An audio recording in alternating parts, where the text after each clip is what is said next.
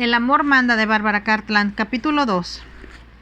Tengo miedo, dijo la princesa Margarita, en voz muy baja. Paulina se volvió desde la claraboya, a través de la cual había estado contemplando el mar. ¿Miedo?, preguntó. Comprendió que la princesa le había estado hablando en secreto porque lo hacía en inglés. Antes que salieran del palacio en Althaus, el gran duque Luis las había llamado a las dos a su privado. Quiero que me escuchen bien, dijo en tono muy serio. Paulina lo miró con inquietud, preguntándose qué iba a decir. El gran duque se detuvo por un momento, como si estuviera buscando las palabras que lo ayudaran a expresarse mejor. Entonces dijo: creo que ambas son lo bastante cultas para comprender que Rusia es diferente de otros países, y que la policía secreta rusa tiene una reputación nefasta en toda Europa. Paulina había sabido eso a través de su padre, pero dudaba mucho que la princesa se hubiera enterado. Desde que el zar Nicolás subió al trono, continuó el gran duque, ha reorganizado la policía secreta y formado un nuevo departamento conocido como la Tercera Sección. Parece un poco amenazador, papá, exclamó la princesa. Lo es, respondió el gran duque con suavidad. El zar ha puesto a un amigo suyo muy íntimo, el conde Beckendorf, a cargo de la oficina, y ha ordenado que su función sea actuar como el médico moral de la nación, sobre toda la población rusa. Le pareció que su hija lo miraba desconcertada, pero adivinó que Paulina, como buena hija de diplomático, tenía una idea sobre los poderes otorgados a la Tercera Sección. Ella sabía muy bien que esta dependencia se había hecho famosa por su minucioso escrutinio de los intelectuales, además de que había aterrorizado ya a la población común. Pero su padre había sido un tanto evasivo en cuanto a explicar con mayor detalle lo que hacía. Les digo esto, continuó el gran duque, para asegurarme de que ambas sean muy cuidadosas con lo que dicen en cualquier palacio de Rusia, de hecho, en cualquier lugar donde alguien pueda oírlas. ¿Quieres decirme que habrá espías escuchándonos deliberadamente?, preguntó la princesa. No solo estarán escuchando, repuso el gran duque con aire un poco sombrío, sino que cuanto ustedes digan será repetido ante el zar. ¿Y por qué iba a interesarle eso?, preguntó la princesa Margarita. El gran duque sonrió. Los rusos, desde el más encumbrado hasta el más humilde, son curiosos hasta un punto increíble. Al zar le gusta vigilar muy de cerca a sus súbditos, y tú, mi querida niña, serás uno de ellos. Me parece ridículo que no pueda hablar con nadie sin que me escuchen y repitan después lo que dije, comentó la princesa Margarita con aire petulante. Estoy de acuerdo contigo, convino el gran duque. Y tú, procura asegurarte de que no ocurra lo mismo en tu propio palacio.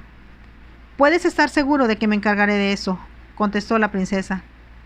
Las jóvenes no habían discutido entre ellas lo que el gran duque había dicho, pero ahora Paulina comprendió que Margarita le estaba hablando ahora en un idioma que, según ella pensaba, el ruso común no comprendería.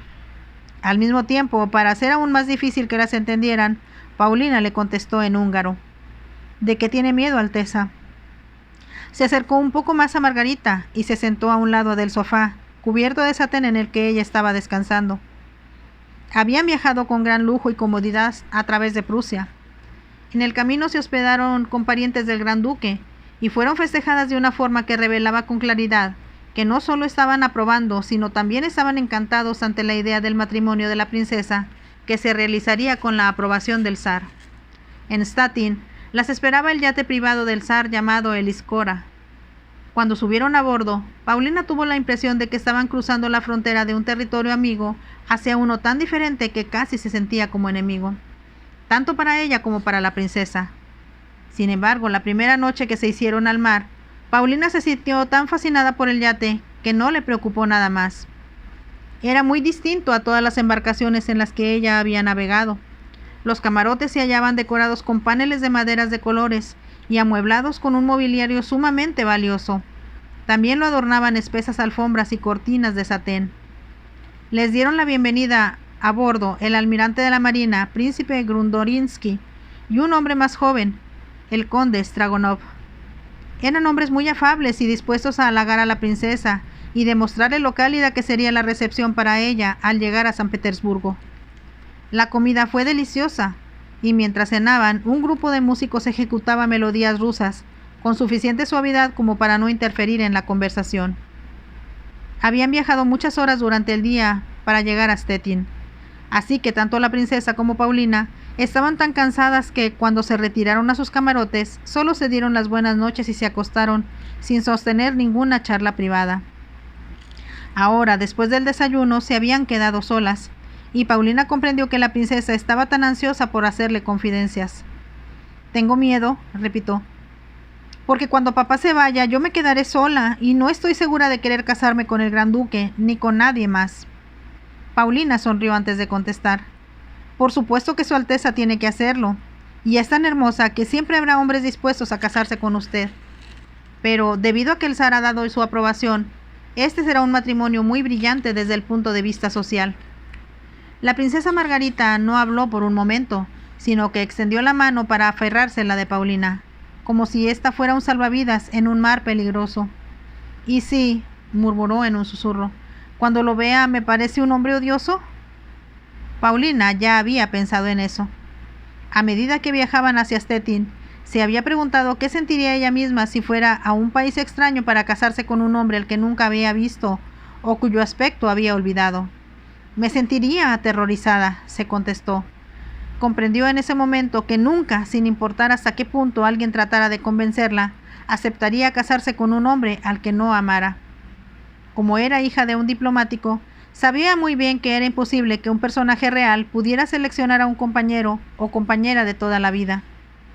Ahora, mirando a la princesa Margarita, comprendió que ésta estaba en verdad asustada. Aunque las dos tenían la misma edad, Paulina sabía que en lo referente a experiencia, al igual que al intelecto, ella era la mayor. «Todo saldrá bien, Alteza», dijo con aire tranquilizador. «Yo sé que saldrá bien. Aunque no se fijó usted en él, el gran duque se enamoró de usted. Estoy segura de que, como todos dicen, es un hombre encantador. Cuando lo conozca usted misma se enamorará de él». «Pero ¿y si no es así?», insistió la princesa Margarita. «Lo será», respondió Paulina con firmeza. Deseaba casi obligar a la princesa a que adoptara una actitud más optimista. Esta se puso de pie y se acercó a la claraboya. Miró hacia el mar, que se veía gris porque el cielo estaba nublado y no había señales del sol. Paulina se movió hacia ella, y cuando estuvieron una a la otra muy cerca, la princesa dijo casi entre dientes: «Si él no me gusta, ni Rusia tampoco, me fugaré». Contuvo el aliento y entonces añadió: «Prométeme, Paulina, que si tengo que hacer eso, tú vendrás conmigo». «Por supuesto que sí, querida», respondió Paulina, «pero le aseguro que eso no va a ser necesario. Su padre ha dicho que el gran duque es un hombre que aprueba con entusiasmo, y sé que él no dejaría que se casara si no fuera con un buen hombre». «Papá no piensa en mí, sino en Althaus», repuso la princesa con altivez. «Oh, Paulina, qué afortunada eres. Qué gran suerte tienes de no tener sangre azul». Era lo que la misma Paulina estaba pensando antes, aunque consideraba incorrecto decirlo. En cambio, contestó en italiano: «Creo que debemos ser muy cuidadosas de lo que decimos. Usted no querrá que el zar se entere de lo que está pensando, ¿verdad?». «Esa es otra cosa que me asusta», dijo la princesa. «¿Quiénes nos están oyendo? ¿Quién va a ser tan chismoso como para correr ante su majestad imperial para decirle que tengo miedo?». «Bueno, si lo hacen, creo que es algo comprensible», comentó Paulina con una sonrisa. «Para mí no», contestó la princesa en tono agudo. «Yo quiero ser feliz. Quiero quedarme en casa y estar con todos esos jóvenes ayudantes de papá que bailan tan bien y que me dicen cosas bonitas». Paulina se echó a reír. Su Alteza sabe muy bien que no tardaría en aburrirse de ellos. Lo que dicen hoy es lo que repiten mañana y pasado.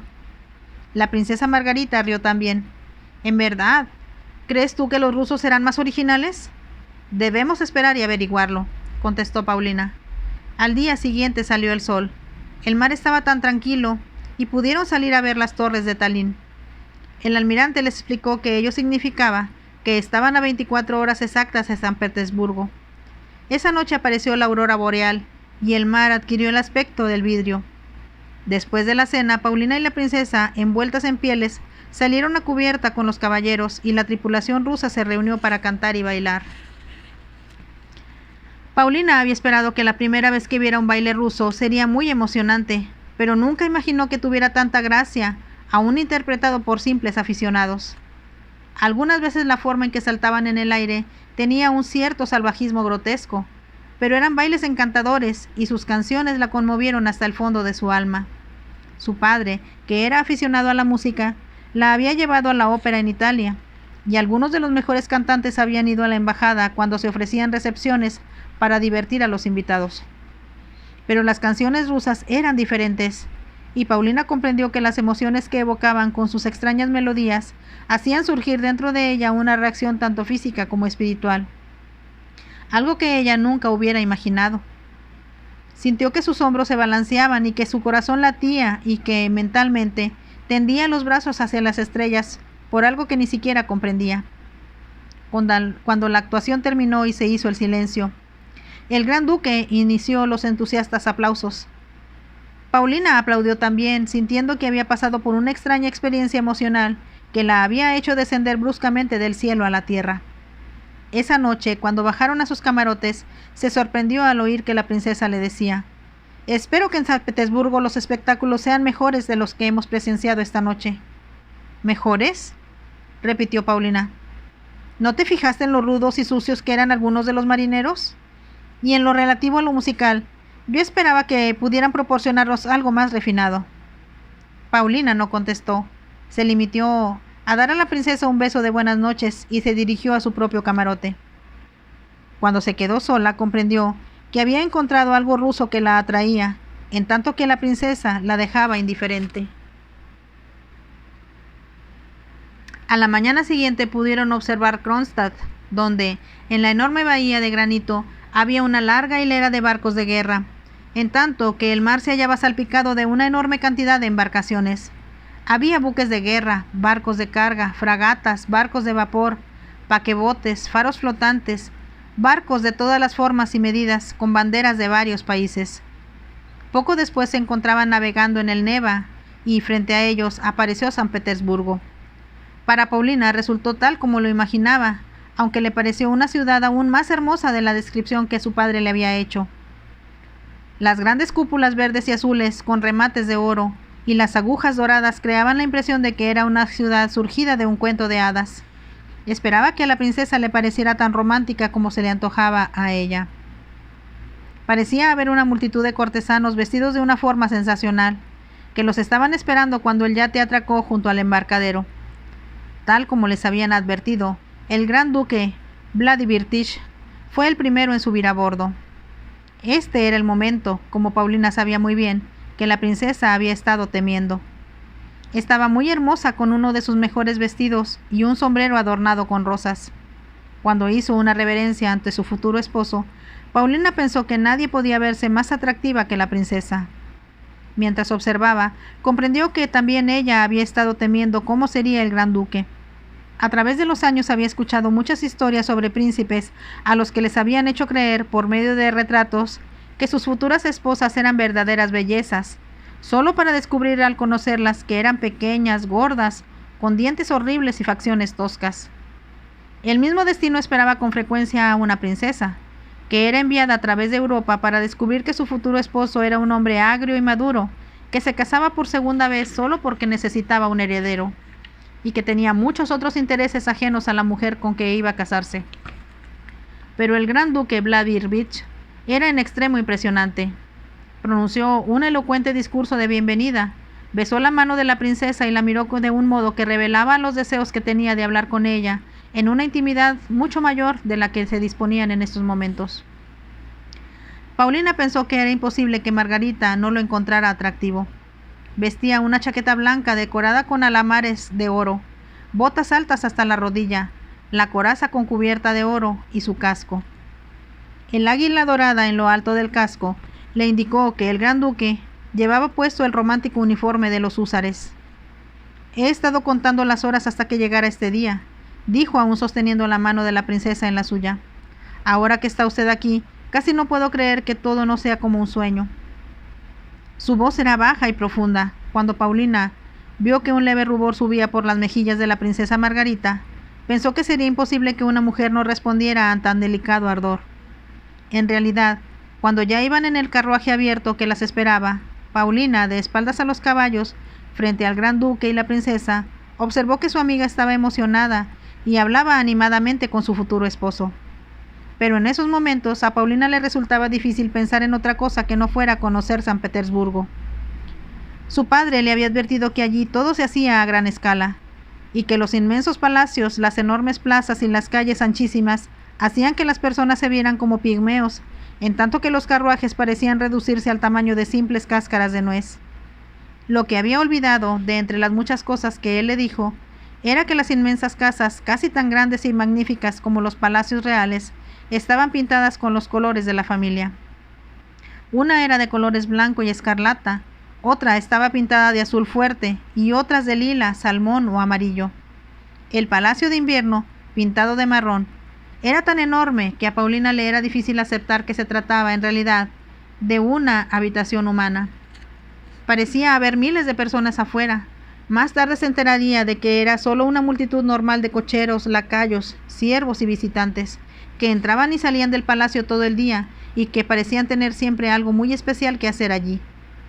A medida que su procesión, formada por 6 carruajes de los que los llevaron desde el yate hasta el palacio, avanzaba por la orilla del Neva, Paulina notó que las personas que andaban por la calle no parecían interesadas en ellos, ni nadie se molestaba en saludar con la mano a los ocupantes de los vehículos.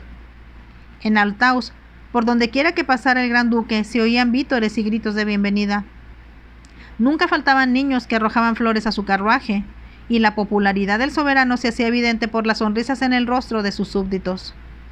Los rusos con los que se cruzaban ahora en el camino miraban directamente frente a ellos o bajaban la vista hacia el suelo, como si tuvieran miedo de ser notados.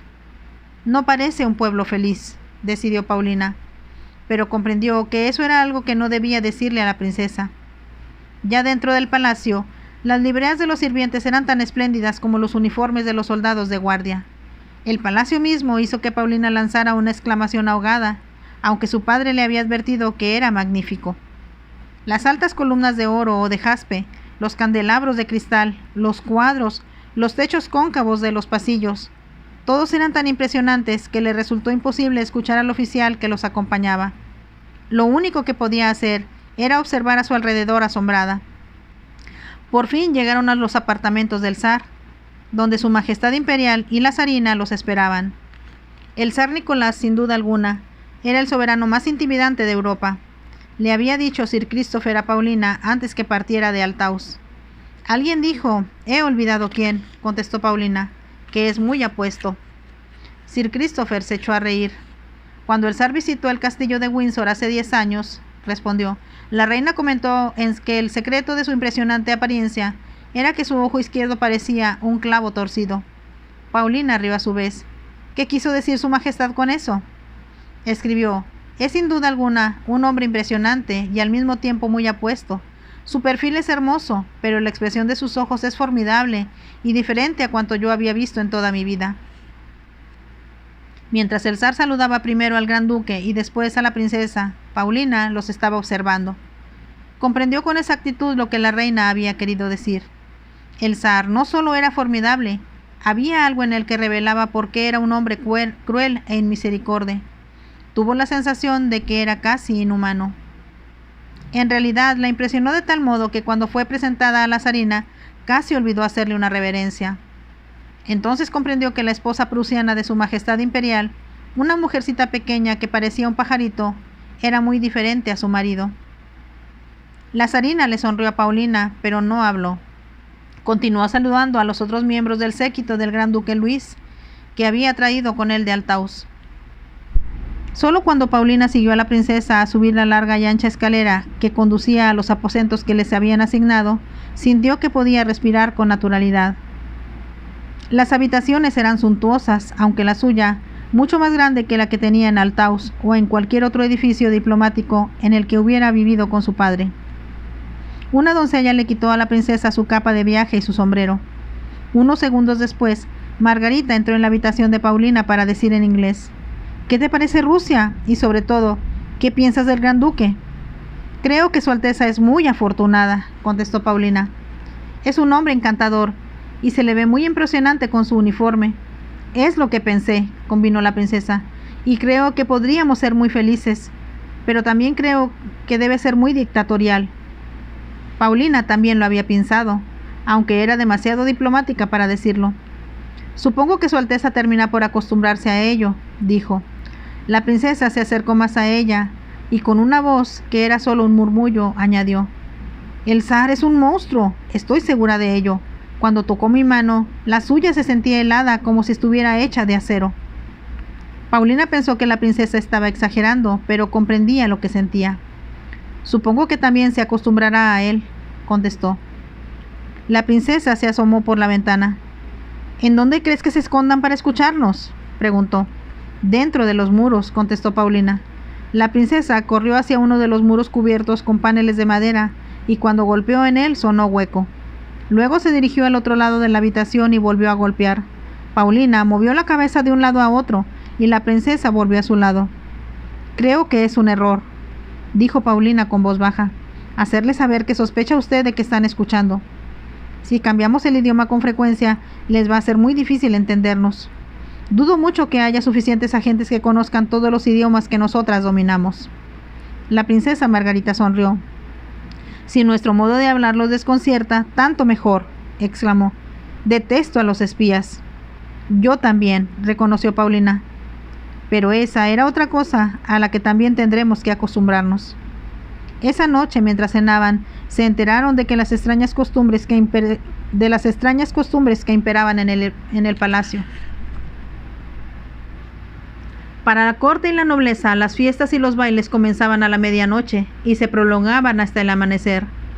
La hora acostumbrada para visitar a los amigos eran las 11 de la noche. La comida principal del día se servía a las 6 de la tarde, después de lo cual, según se enteraron muy divertidas Paulina y la princesa, todas las damas se iban a la cama a descansar, antes de reaparecer a la medianoche, radiantes y resplandecientes de joyas. La cena nunca se sirve antes de las 2 de la madrugada, les informó un cortesano. Entonces, ¿a qué hora se acuestan ustedes?, preguntó Paulina. Él se encogió de hombros. Casi nunca antes de las 4. Paulina se echó a reír. Pero de esa manera sus noches se vuelven días y sus días noches, ¿no es así? Así parece, reconoció él, y muchos de nosotros tenemos que aprender a quemar la vela por ambos extremos. Lo miró desconcertada y él explicó. El zar comienza a trabajar a las 5 de la mañana, y sin importar hasta qué horas hayamos estado bailando o bebiendo, debemos estar a sus órdenes en servicio. Debe ser agotador, rió Paulina. El cortesano volvió a encogerse de hombros. Nos acostumbramos, dijo, y ustedes lo harán también. La primera noche fue bastante tranquila. Comieron a las 6 con el zar y la zarina, y cenaron con algunos familiares ancianos del futuro novio que por fortuna no deseaban retirarse muy tarde. Creo que es una idea ridícula, exclamó la princesa cuando por fin llegaron a sus dormitorios, bostezando porque para ellas era mucho más tarde de lo que tenían acostumbrado. Usted podrá organizar las cosas de una forma más normal cuando tenga su propio palacio, Alteza, sugirió Paulina. Insistiré en ello, contestó la princesa. Al mismo tiempo, parecía no estar muy segura de poder imponer su voluntad. Sin embargo, Paulina pensó que cuando menos había aceptado sin nuevas protestas la idea de casarse con el gran duque. No existía la menor duda de que se trataba de un hombre encantador, y Paulina estaba segura de que, cuando sus ojos se posaban en el hermoso rostro de la princesa, surgía en ellos no solo una expresión de admiración, sino de algo más. Estoy segura de que está enamorado de ella, se dijo Paulina, y de que serán muy felices juntos. Envió una pequeña oración al cielo para que así fuera. Cuando se introdujo en su lujoso lecho, con cortinajes de seda y con la corona imperial bordada en las sábanas, pensó que el futuro de la princesa Margarita sería feliz, a pesar de que Rusia era un país un poco extraño. Debido a que estaba cansada, Paulina durmió bien y despertó a la mañana siguiente para asomarse por la ventana.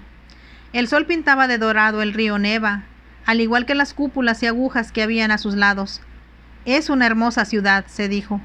Al mismo tiempo, percibió que le faltaba algo y comprendió que lo que le faltaba era corazón. En todas las otras ciudades que había visitado, Roma, Londres, París y Winterthur, la capital de Althaus, siempre había estado consciente, además de las casas, las iglesias y los elaborados edificios públicos, de la gente misma. Gente que nacía, que reía, que se casaba y moría, que pertenecía a su país de origen y que, porque pertenecía a él, lo amaba. Aunque había visto muy poco de Rusia, Tenía la impresión de que los enormes edificios construidos por Pedro el Grande y sus sucesores, las altas agujas de las iglesias, las cúpulas resplandecientes, todos eran construcciones ajenas y separadas de quienes, pequeños e insignificantes, se movían como hormigas debajo de ellas. Le parecía que era como vivir en dos niveles, uno alto y otro bajo, que no tenían comunicación real entre sí. Entonces, cuando el sol ya deslumbraba sus ojos y el paisaje se veía más hermoso, se dijo que estaba siendo muy imaginativa. No tardaré en descubrir que estaba equivocada, pensó. Sin embargo, en su interior sentía la fuerte convicción de que estaba en lo cierto. Permaneció largo tiempo de pie junto a la ventana, hasta que oyó movimientos en la puerta contigua y comprendió que la princesa también estaba despierta. Con una bata azul sobre su camisón y el cabello flotándole sobre los hombros, Paulina se dirigió a ella. La princesa Margarita estaba muy hermosa. Tenía los ojos un poco nublados por el sueño. El cabello oscuro le caía más abajo de su cintura y parecía brillar con luces brillantes que se reflejaban en el azul de sus ojos. «Buenos días, Paulina», dijo. «Ven a charlar conmigo, hay tantas cosas que quiero preguntarte. Supongo que tendremos que esperar hasta que estemos afuera y podamos hablar sin ser oídas». «Estoy segura de que si hablamos en inglés nadie entenderá lo que decimos», sugirió Paulina. «Anoche supe que pocas personas hablan ese idioma en el palacio». «Tampoco hablan ruso, lo cual me parece muy raro», comentó la princesa. «Pero como la zarina es alemana, hablan su idioma como un cumplido para ella, aunque la mayoría parece preferir conversar en francés». «Reconozco que todo es muy extraño», murmuró Paulina, «pero comprensible». Observó que la princesa no estaba escuchándola. Entonces, con ligera timidez, ésta le preguntó: «¿Qué piensas realmente de Alexander?» «Creo que el duque es encantador», contestó Paulina. «Me dijo algunas cosas fascinantes y me hizo algunos de los cumplidos más bellos que haya recibido en mi vida. Pero, Paulina, oí algo anoche que me preocupa». «¿Qué fue?», preguntó Paulina. La princesa titubeó un momento antes de contestar. «Ha habido muchas mujeres en la vida del gran duque, y una en particular». Por un momento Paulina no contestó. Sabía que era muy importante tranquilizar a la princesa, y que lo que ésta acababa de decirle no le sorprendió. Su padre le había dicho ya que los rusos siempre se enamoraban apasionadamente de alguna mujer hermosa, y eso formaba parte de su vida tanto como sus caballos, su búsqueda continua de diversión y su lealtad al regimiento en el que servían. Después de un momento, contestó titubeante: «El gran duque es atractivo, no es extraño entonces que haya mujeres dispuestas a decírselo». «Puedo comprender eso», dijo la princesa, «pero cuando anoche uno de los familiares del zar, con quien yo estaba hablando, dijo a cuántas cosas renunciará cuando se case, comprendí que estaba hablando de las mujeres que evidentemente han jugado un papel importante en su vida. Es joven y por lo tanto lógico esperar que se porte como un hombre». «Pensé cuando veníamos hacia aquí», dijo la princesa con voz baja, «que él estaba esperando mi llegada, solo». Paulina había pensado lo mismo, pero cuando estuvo en Italia con su padre, observó que los jóvenes aristócratas siempre pasaban el tiempo con hermosas mujeres a las que hacían el amor, tanto si estaban casados como si eran solteros, o bien, como el gran duque, comprometidos en matrimonio. Al comprender que debía consolar a su amiga, dijo después de una pausa: «A la mayoría de los hombres les gusta la compañía de las mujeres, pero eso no quiere decir que las amen. Si el gran duque la ama a usted, Alteza, y yo creo que en verdad la ama, entonces debe comprender que eso es algo completamente diferente». «¿Cómo puedo estar segura?» «¿Cómo puedo estar segura?», preguntó la princesa. «Y después de que se haya casado conmigo, ¿qué tal si sigue deseando a otras mujeres?». Paulina sintió de pronto como si ella también estuviera asombrada, casi desconcertada. Hubiera querido que su madre se hallara allí para ayudar a la princesa. Sabía que si ella estuviera en una situación similar, no solo se sentiría celosa, sino también asustada de las mujeres que llenaban la vida de un hombre. Como guardó silencio, la princesa continuó diciendo: «¿Cómo puedo estar segura de que no se casa conmigo solo porque desea tener esposa e hijos? ¿Cómo puedo saber si después que nos casemos no volverá con las mujeres que lo divirtieron antes y me dejará sola?». Lanzó un leve grito de horror. «En Rusia me sentiré muy, muy sola». «Su Alteza tiene aquí un hermano», replicó Paulina a toda prisa. La princesa levantó la vista sorprendida. «Es cierto», dijo casi entre dientes. «Me había olvidado de Maximus. El zar me dijo anoche que está en Moscú y que mañana volverá a San Petersburgo. Entonces debe usted hablar con él acerca del gran duque. Su hermano la tranquilizará y podrá decirle más acerca de él». «Quisiera creer en lo que él va a decirme», contestó la princesa. «Al mismo tiempo me gustaría pensar que lo que me diga es verdad». Paulina se sentó en la cama junto a ella y le tomó la mano entre las suyas. «Escúcheme», dijo. «Lo que acaba de decirme, debe decírselo con toda franqueza a su prometido, Alteza. Dígale cómo se siente. Dígale lo que escuchó decir anoche durante la cena. Sospecho que alguna de las damas presentes estaban celosas. Y si ello la preocupa a usted, él tiene derecho de consolarla». La princesa oprimió con fuerza la mano de Paulina. «¿Tú crees en serio que puedo hablar con él así?» «¿Por qué no?», dijo Paulina. «Sin duda, desde el principio de una relación, es mejor ser francos y sinceros. Y creo que él la comprenderá». «¿Por qué piensas eso?», preguntó la princesa. «Porque he viajado mucho con papá, y como estuve en tantos países diferentes, creo que puedo confiar en mi instinto respecto a las personas». Sonrió antes de decir: «Percibo cómo son, no solo en el aspecto superficial, sino en el fondo de su corazón. Y creo que bajo su impresionante apariencia, el gran duque es un hombre en el que se puede confiar». La princesa lanzó un leve grito. «Oh, Paulina, espero que tengas razón. Deseo poder confiar en Alexander y creo sinceramente que estoy comenzando a enamorarme de él». «Eso esperaba que Su Alteza hiciera», dijo Paulina. «Pero debe recordar que él tuvo una larga vida antes de conocerla y enamorarse de usted. Desde luego, en ella hubo otras mujeres que deben haber significado mucho para él, como él para ellas». La mano de la princesa oprimió la de ella. «Me temo que si hablo con él, como lo he estado haciendo contigo, me considerará pueril y poco tonta». «¿Y por qué pensaría tal cosa?», preguntó Paulina. «Porque soy muy ignorante respecto a los hombres. Como tú sabes, es diferente de todos los que he conocido». Paulina pensó que eso era verdad. Los jóvenes con los que ellas bailaban en el palacio eran inexpertos y muy poco sofisticados en comparación con los italianos que ella conocía. Dijo con voz alta: «Creo que los rusos tienen un carácter muy sensitivo y, tal vez porque son eslavos, sienten las cosas de manera más profunda que los europeos, y eso hace difícil que los comprendamos. Al mismo tiempo, estoy segura de que si el gran duque la ama y usted a él, vivirán algo muy bello que ninguno de los dos había experimentado antes». «Eso es lo que quiero», dijo la princesa. «Oh, Paulina, lo deseo tanto. Pero si llego a amarlo realmente y entonces lo pierdo, será lo peor que pueda pasarme en la vida». Paulina se sorprendió. No esperaba que la princesa fuera tan perceptiva.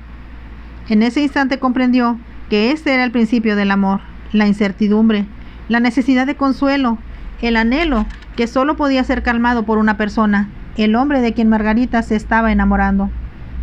Como consideró que eso era importante, Paulina le sugirió.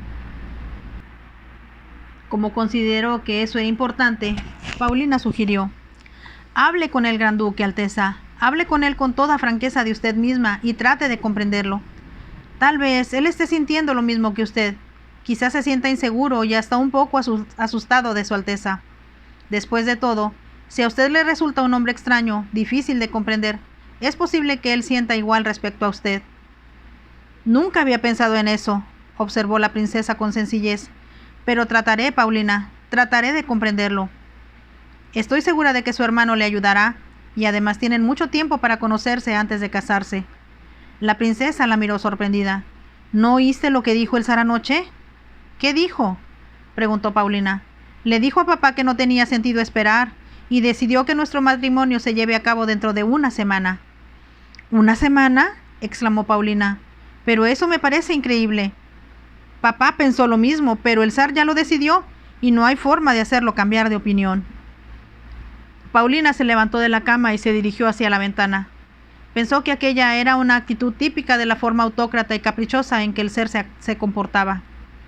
Sin duda alguna, él debía comprender que el solo hecho de venir a Rusia ya era bastante difícil para la princesa, así como comprometerse en matrimonio con un hombre al que había visto una sola vez. Sin embargo, la presionaba adelantando la boda de aquella forma tan precipitada. Tan pronto como llegó al palacio, comprendió que lo que había oído antes no había sido exagerado. El zar era una ley en sí mismo, y para todos los demás era la ley. Daba órdenes que debían obedecerse. Si eso no ocurría, las consecuencias eran terribles, que hasta resultaba difícil pensar en ellas. Como arrastrada por una repentina ráfaga de viento, la princesa Margarita iba a casarse dentro de una semana, en un país extraño, con un hombre desconocido, que la colocaría bajo la autoridad de un monarca extraño que estaba decidiendo la vida de ambos, sin que ellos tuvieran siquiera la oportunidad de dar una opinión. Esto está mal, pensó Paulina, pero comprendió que no valía la pena decirlo. Al mismo tiempo sintió que se estremecía. Todo era demasiado oprimente, demasiado abrumador, como el palacio mismo. Todo era tan enorme que ella sentía que nunca encontraría la salida. Miró hacia el río Neva y pensó que también era el río más grande que había visto en su vida. Tuvo la impresión de que Margarita, como el resto de la gente de Rusia, estaba siendo arrastrada por sus aguas, y no había forma de escapar de la fuerza de los que los impulsaba de manera irremediable hacia su destino. Fin del capítulo 2 de esta nueva novela, El amor manda, de Bárbara Cartland. Espero que la estén disfrutando. Por favor, déjenme un like y nos vemos en el siguiente capítulo. Bye.